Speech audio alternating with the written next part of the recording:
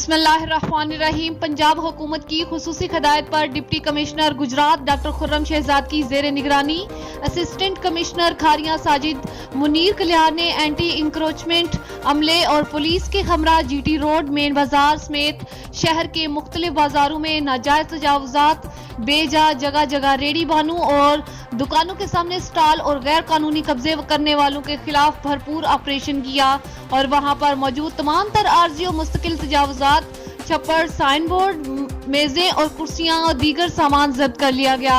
इस दौरान बाज दुकानदार हजरात की तरफ से गैर जिम्मेदाराना रवैया अपनाने पर इनके खिलाफ भारी जुर्माने भी आयद किए गए। इस मौका पर असिस्टेंट कमिश्नर खारियां साजिद मुनीर कल्याण का कहना था कि कब्जा माफिया की सरकोबी के लिए ऑपरेशन मुसलसल जारी रहेगा। हम तजावुजात माफिया को इनके अज़ाइम में किसी तौर भी कामयाब नहीं होने देंगे।